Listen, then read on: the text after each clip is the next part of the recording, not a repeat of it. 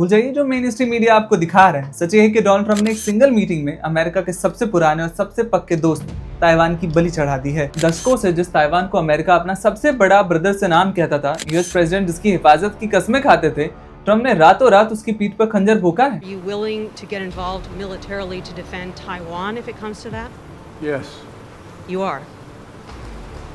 एक झटके में दशकों पुरानी जियोपॉलिटिकल कमिटमेंट को ट्रैश में डाल दिया गया। लेकिन सवाल ये नहीं है कि ताइवान का क्या होगा। एज एन इंडियन असली होश उड़ा देने वाला सवाल ये है, अगर आज ताइवान बलि चढ़ सकता है तो क्या कल भारत की बारी है? सवाल बनता है भाई, पापा इंटरनेशनल वॉर्स रुकवा सकते लेकिन नीट पेपर लीक नहीं रुकवा पा रहे हैं। जो ट्रेड डेफिसिट है हमारा चाइना के साथ $100 बिलियन का, वो नहीं कम कर पा रहे हैं। सवाल तो बनता है। And to understand how we reach this impossible crisis, हमें समय में थोड़ा पीछे जाना होगा, चाइना में जाना होगा, to look at what exactly happened in 1940s। 1940s में चाइना एक भयानक सिविल वॉर से गुजर रहा था।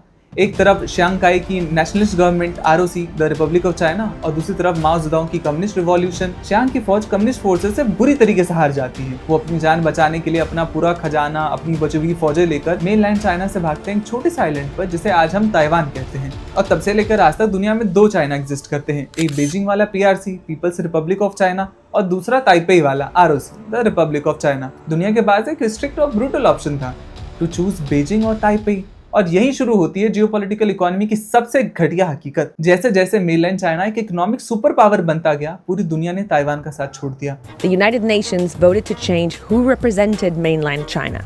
Up until now, it had been Taiwan. But they gave the seat to the People's Republic of China. We are being deserted. We are being forsaken.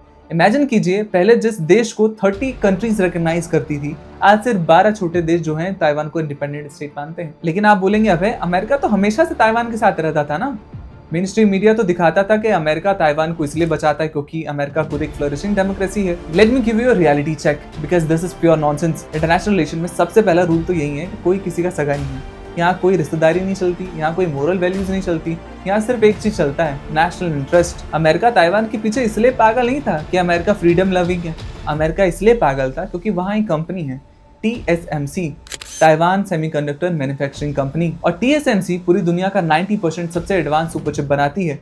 वो super chip जिसके बिना Apple के iPhone से Nvidia के AI systems और US military के advance fighter jet चल ही नहीं सकते। और अगर चाइना ने ताइवान पर कब्जा कर लिया तो पूरी दुनिया का टेक और डिफेंस का रिमोट कंट्रोल सीधे चाइनीज प्रेसिडेंट शी के हाथ में चला जाएगा, जो अमेरिका नहीं चाहता। लेकिन यही आता है सबसे बड़ा ट्विस्ट। डोनाल्ड ट्रंप एक नॉर्मल सुपर पावर लीडर की तरह नहीं, एक हार्डकोर बिजनेसमैन की तरह सोचते हैं। उनके लिए ताइवान कोई स्ट्रेटेजिक एसेट या वैल्यू का सिंबल नहीं है। इनके लिए ताइवान सिर्फ बीजिंग से बड़ी बड़ी डील्स निकलवाने के लिए नेगोशिएटिंग चिप है। ट्रंप ने तो खुलेआम कह दिया था ना, ताइवान अमेरिका से 9,500 माइल्स दूर है और चाइना बड़ा है, ताइवान छोटा है। यहाँ तक कि रिपोर्ट्स के मुताबिक ट्रंप ने शी से प्रॉपर परमिशन मांगी कि हम ताइवान को वेपन्स बेचें। जस्ट इमेजिन, अमेरिका ने एक झटके में अपनी डेकेड्स पुरानी स्ट्रेटेजिक एम्बिगिटी की पॉलिसी को बीजिंग के आगे सरेंडर कर दिया। और अब जो मैं आपको बताने जा रहा हूँ वो हमें एज एन इंडियन बहुत ध्यान से सुनना चाहिए, क्योंकि कहानी सिर्फ ताइवान तक खत्म नहीं होती। चाइना एक पुरानी लेकिन बेहद खतरनाक पॉलिसी पर काम करता है। कंडीशंस को, एनवायरनमेंट को अपने फेवर में कर लो, दुश्मन को डिपेंडेंसी के जाल में फंसा दो ताकि वो बिना लड़े ही घुटने टेक दे। और यही एग्जैक्ट फॉर्मूला चाइना भारत के साथ लगा रहा है।